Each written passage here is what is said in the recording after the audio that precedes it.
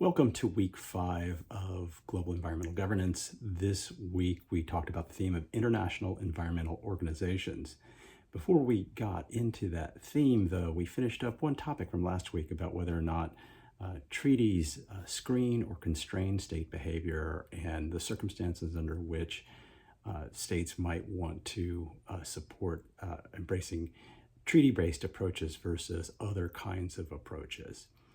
In terms of international environmental organizations, we widen the aperture a bit to think about the distinction between organizations, institutions, regimes, and bureaucracies. And so in a few minutes, I'll talk a little bit about those distinctions, why states delegate to international environmental organizations, and then we'll spend some time talking about specific organizations like UNEP, United Nations Environment Program, as well as some of the other major organizations that have a bearing on global environmental governance, including the World Bank, the World Trade Organization, and the Global Environment Facility, among others.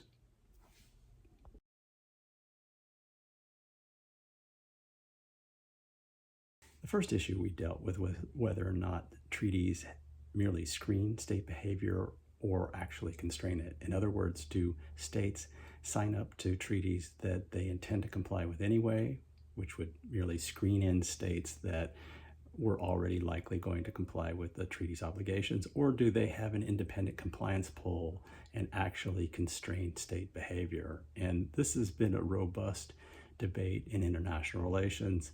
I think because treaties are sufficiently difficult and costly to negotiate that they must have some form of compliance pull, but we recognize that enforcement capabilities in the international system are limited, and it may ultimately rely on merely blame and shame for countries not living up to their commitments. And so the reputational costs of non-compliance are likely to be modest. What that means is that countries that faced high costs of compliance with an international treaty obligation have to weigh those costs against the countervailing reputational losses of failure to comply with their commitments. But because those reputational losses are likely to be small, it's difficult to imagine that that will necessarily tip the balance in the favor of compliance with an agreement unless it's coupled with other real material enforcement mechanisms like those associated with preferential trade agreements, like we discussed last week.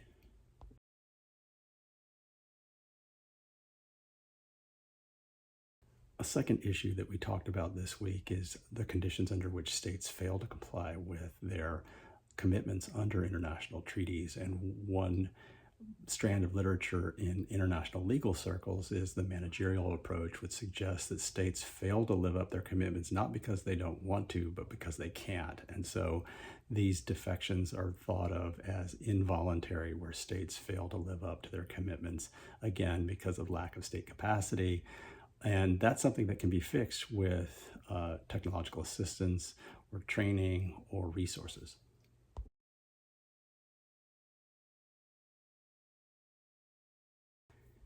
One of the questions we ask is, should treaties be the first choice? If the problem's urgent, these treaties take a long time to negotiate, maybe 8.5 years on average from negotiation to entry into force. Do you need the US? We know that the United States has an exceptionally high treaty bar. Is there credible enforcement mechanisms associated with them? We recognize that those mechanisms are likely to be limited unless it's coupled with, for example, preferential free trade agreements. Are there funds for capacity building if we think that potential involuntary noncompliance due to lack of capacity is a potential problem? Does the arrangement potentially allow for that? Now, that doesn't necessarily shape whether or not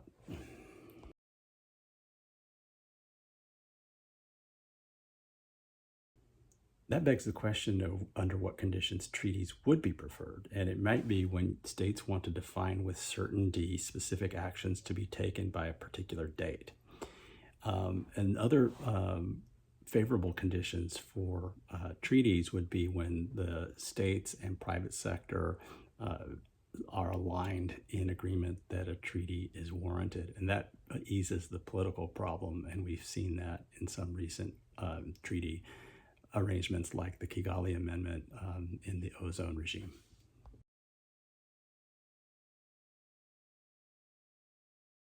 But there's also an argument for what we would call soft law or non-binding political agreements, and you might be able to think those situations might be warranted if you're seeking deeper aspirational commitments, but not specific legally binding ones. And those might be good if you need the U.S. on board and you're worried about its inability to ratify a treaty.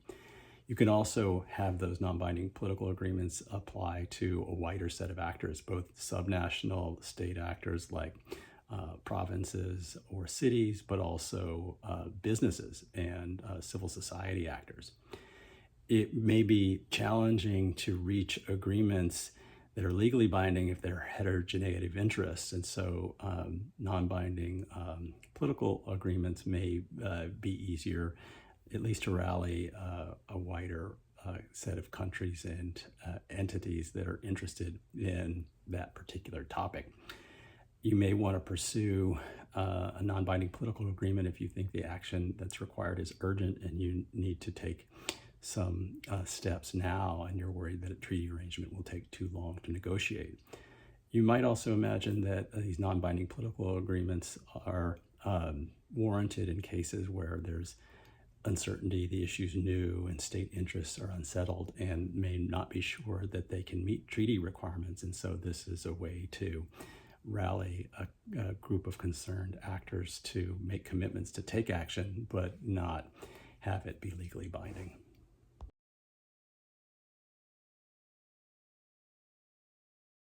On the theme of international environmental organizations, we drew distinctions between regimes, institutions, organizations, and bureaucracies. And so institutions are norms, rules, and practices that shape and constrain behavior. Regimes are these patterns of principles, norms, and rules in a given issue area. And we might use regimes and institutions somewhat interchangeably. In practice, people often use the word institution and organization interchangeably, but organizations really refer to particular entities with buildings and staff that may enforce and carry out and monitor adherence to those rules. But really, organizations are entities with buildings and staff like the World Bank, the IMF, the United Nations. Bureaucracies are an interesting category because all of the organizations have a professional staff that work at them, and we might think of those as the secretariats, but they also typically have a wider governing apparatus that is appointed by states, like at the World Bank, they have elected executive directors that are part of the organization, but they are not part of the bureaucracy. So we can think of the bureaucracy as the professional staff.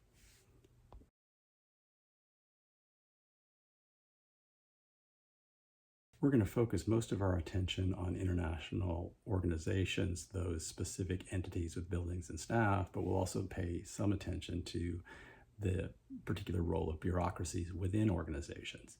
Now, international environmental organizations have to perform a variety of functions. Norms and agenda setting and rule setting are among them. Coordination of various actors is another. The monitoring and adherence to rules, the enforcement and settlement of disputes is another potential function. Information collection broadly about an issue area. And partnerships is another, which goes hand in hand with the idea of coordination, possibly engaging in technological development and innovation, and as well as the mobilization and distribution of finance. And ultimately, some organizations may be responsible for project implementation. So we may see some variation in organizations that perform some of these functions and others that perform different functions.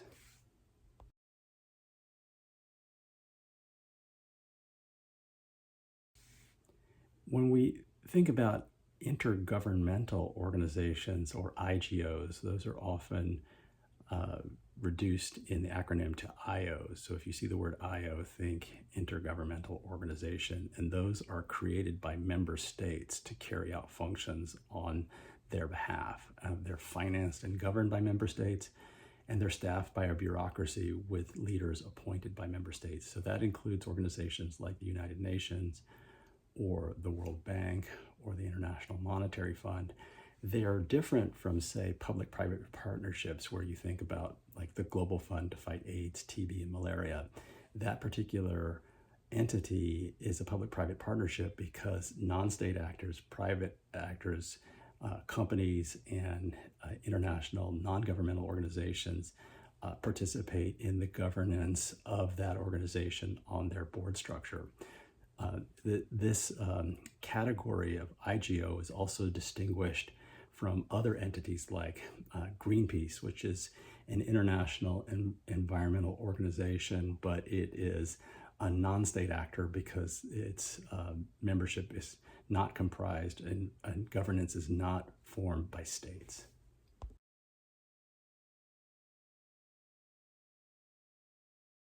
States delegate to international environmental organizations because they allow states to perform certain functions that few of them are capable enough on their own to carry out. All but the richest states in the international system would have difficulty, say, tracking the behavior of other states in the international system. And so this centralization of functions into a specialized entity allows for information collection, monitoring of behavior, and other collective functions that few states on their own would be able to do.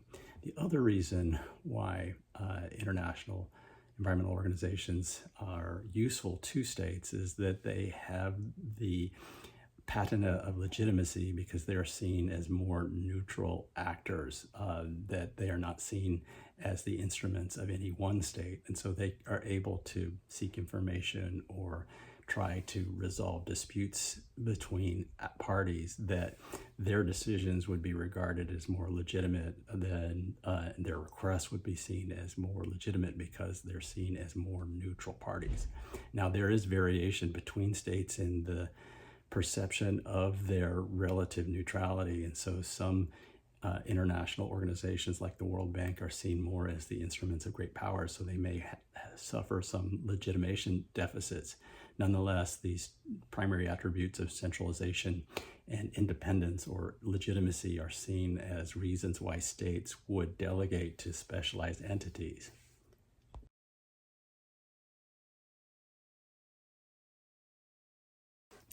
There are some challenges of delegating responsibilities to international organizations. These often fall under the umbrella of so-called principal agent problems. So in this case, the principals are the states, and they've delegated to their agents, the international organizations, to carry out their will. What can happen is that the agents, the international organizations, may have independent interests of their own. There are bureaucratic cultures and others that develop over time, and these may lead the organization to stray from what the principals want. And the principals can exercise control through funding and appointment power, but there still may be some advantages for the agents given that they have more specialized knowledge about the material and the activities of all the member states. The other challenge that may come with that is that the principals themselves may be divided about what they want the international organization to do. So that gives the agents more slack or scope to pursue their own independent interest. Now, it should be noted that the principals are not necessarily themselves always right about what they want their agents to do. And I use the example in class about how the international community states cut the budget of the World Health Organization after the 2008 financial crisis, particularly their epidemic preparedness parts of the organization. So that left the World Health Organization vulnerable to limited capacity when the Ebola outbreak occurred. So we should be mindful that these principal agent problems can occur and lead organizations to stray from what principles want, but the principles themselves are not always correct.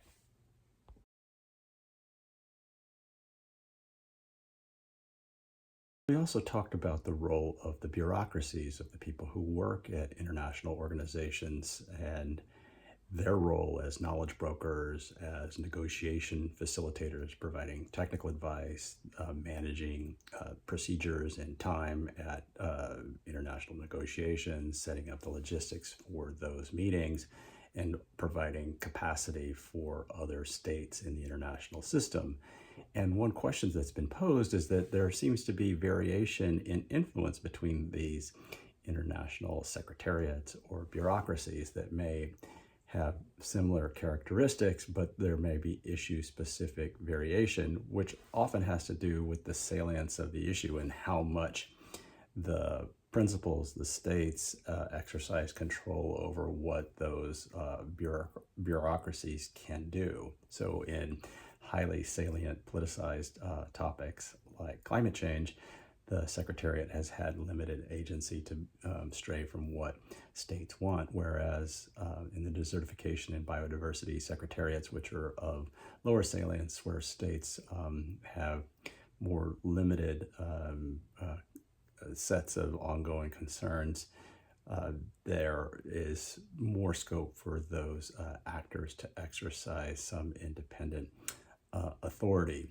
And there may be different ways of thinking about the kind of sources of influence. One is cognitive, where they're shaping the understanding of the problem. Another is normative, where they're shaping what should and shouldn't happen with respect to the problem. And the final is executive, which has more to do with the implementation of rules. And so the cognitive is a dimension that even the Climate Secretariat has exercised some influence over.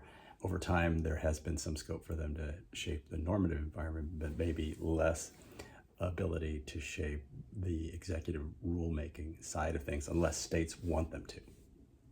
One other point we noted is that some secretariats may have more influence because they are endowed with more resources. And we talked about the way that's true for the World Bank and the IMF, that although they get state replenishments periodically, they may have more funds because of the rotating loan pool. So states put money in at their founding, and now those entities have had more resources to loan out on a continuous basis, but that also gives the organization a bit more distance and independence from states on some level.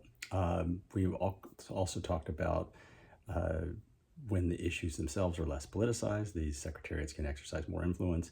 Also, when the issue is more technical, and so and when state preferences are more unsettled, this may give these technical specialized organizations more ability to shape state understandings and have agency because it's maybe a new topic and states themselves aren't quite clear what their interests are.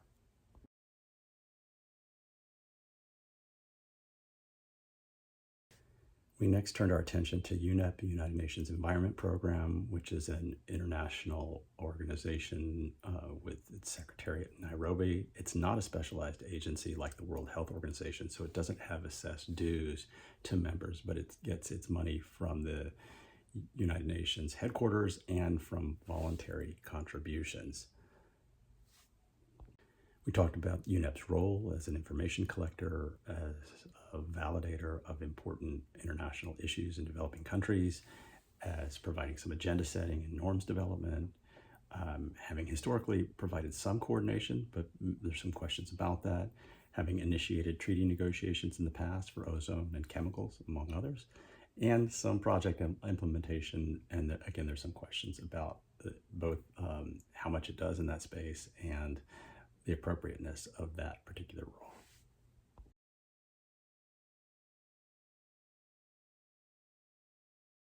So there was a critique in the mid-2000s that UNEP seems to have diminished influence on international environmental governance, and there were arguments from Dan Esty and others calling for a World Environment Organization that would centralize functions, and at the very least maybe elevate the UNEP from a program into a specialized agency that might be able to assess dues directly on its membership, like the World Health Organization.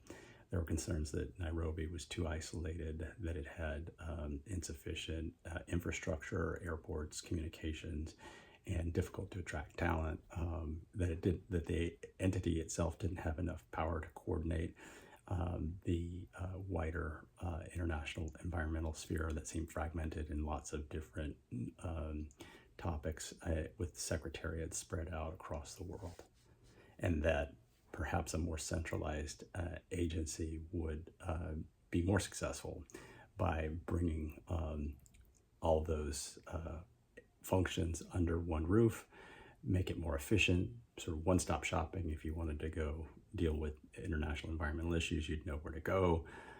It ideally would be cited in a place like Paris or Geneva or maybe New York, where there's better infrastructure, airport, internet connectivity. And this in turn, the theory was that it would endow the organization with more prestige, resources, and authority, and ability to sort of compete with other intergovernmental organizations that were sort of intruding on UNEP's space. There's a strong counter-argument that we read from Adil Najam that suggests that reorganizing UNEP into a specialized program or a super UNEP or a World Environment Organization doesn't deal with the underlying problem, which is the fact that different states have different interests about the degree to which they attribute importance to the environment. And he likened it to moving deck chairs on the Titanic, that he thought that the efforts to centralize authority under one roof would likely lead to pushback from other international organizations, that it wouldn't necessarily bestow upon the new entity more power, prestige, or resources, and that in fact decentralization has some good attributes, and if nothing else, or in Najam's mind, that the placement of UNEP in Nairobi has been very successful in legitimating the idea of environmental protection in the developing world. So this debate hasn't really gone anywhere, and though the reform agenda at UNEP remains an important concern as the organization has sought to find its feet and figure out what its role should be over time.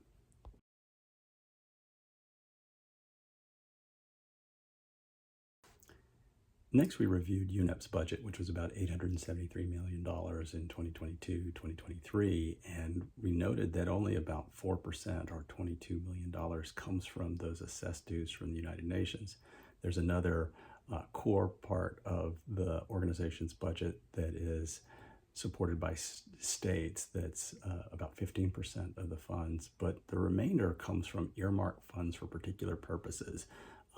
And that is a challenge for the organization because there's less flexibility about what it uses its money for. We noted that UNEP's budget for the regular budget and the Environment Fund have been relatively flat for 2 decades, and so the real dynamism has come from the growth in these earmarked funds over time. We noted that UNEP has about 1,300 staff as of 2021, and about 520 of them were in Nairobi, with other large numbers in Geneva and some missions around the world. I mentioned that UNEP's budget was about $870 million. Compare that to UNDP, whose budget in 2022 was $6.7 billion. So pretty different. And also compare that to the World Health Organization, which had roughly $2.5 billion budget, or biennial budget of nearly $5 billion in 2020-2021. That's subsequently gone up, but you can see immediately that other international organizations get far more resources. And in the case of the World Health Organization, even though it is a specialized agency that has its own membership base upon which it's able to assess dues, that 80% of the World Health Organization's funding actually comes from voluntary contributions as well. So it's not as if the elevation to a specialized agency solves the problem of assessed dues. We also looked at the budget of the Global Environment Facility, which is a spin-off of the World Bank some 20 years ago to fund environmental projects, and we noted that over a cycle of 2022 to 2028, that the GEF was going to be giving out more than $5 billion, which is a considerable amount of resources.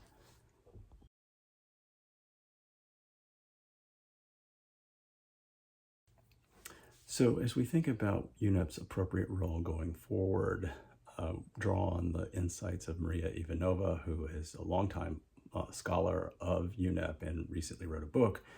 And she once supported elevating UNEP to a specialized agency, but in her mind, the argument for a smaller, nimbler UNEP that focuses on its original mission, which was as a knowledge broker, as a normative entity, as a coordinator, is more appropriate, and that it has become too operational, and it needs to get back to its original mission. And so it needs to make its role as a connector more explicit. It should try to build partnerships that span UN agencies.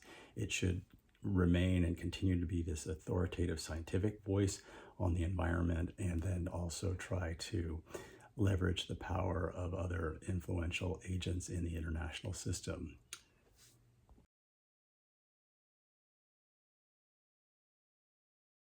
Spend a little bit of time detailing the role of other international organizations and their contribution to environmental governance. We started with the World Bank, which is a large funder and provider of technical support, and there's been a longstanding critique that it had supported infrastructure projects that were damaging to the environment in, say, the 1980s, like dams and coal plants. It later attempted to green its portfolio, and yet it still continued to invest for a while in extractive industries. There's been some recent policy change, but there's some questions about the degree to which it was successful in greening its portfolio. It wasn't necessarily designed as a bank that could deal with global public goods problems like climate change. It was more designed for country-specific or bilateral programming, like the resolving challenges on the Indus between India and Pakistan, but less well designed for globe-spanning problems. And so it sought to become more relevant in recent years to address those climate considerations, but there's also considerable pushback from the Trump administration now to try to move away from that agenda. The World Bank, as I noted, is always led historically by an American, and that along with the voting shares and its presence in Washington has given the U.S. government more influence over that organization, which makes it seen as less of a neutral arbiter in the international system. But with the rise of new sources of finance around the world, particularly from China, it's also challenged in its relevance writ large to global development. It's a multi-mission organization, so the environment has always been sort of peripheral part of it, and challenging and integrating it into its overall portfolio.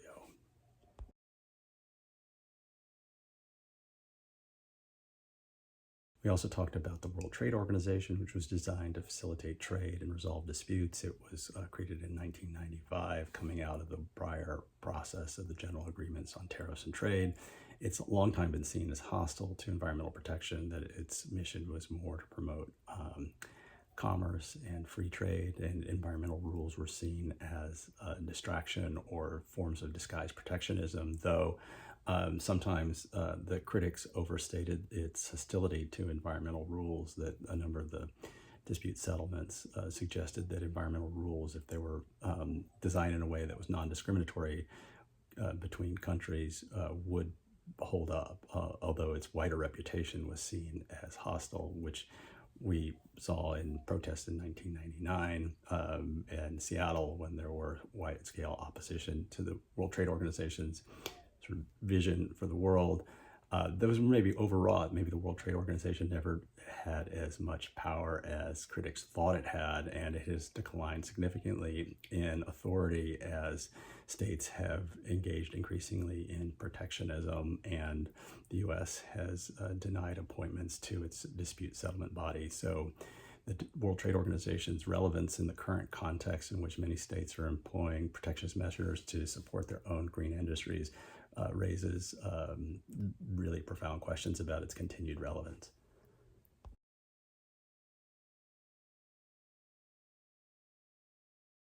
We also talked about the role of the Global Environment Facility, which was created in 1991 as an offshoot of the World Bank and then formally spun off in 1994. And it's a major provider of finance for environmental efforts around the world.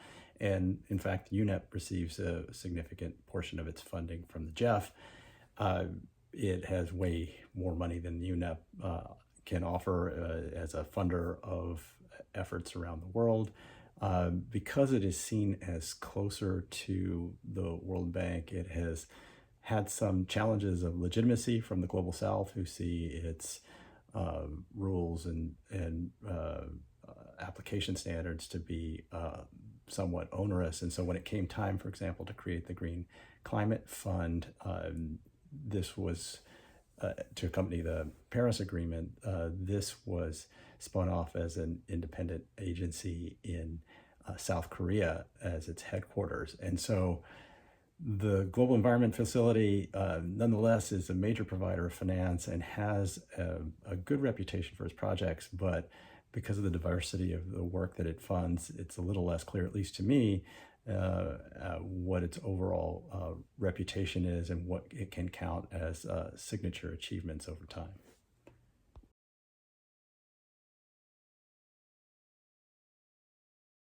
Final question we raised is what's realistic going forward. There may be an emergent division of labor between different organizations, some that provide finance like the World Bank and the Global Environment Facility and the Green Climate Fund. Others focus more on knowledge creation and coordination, possibly UNEP.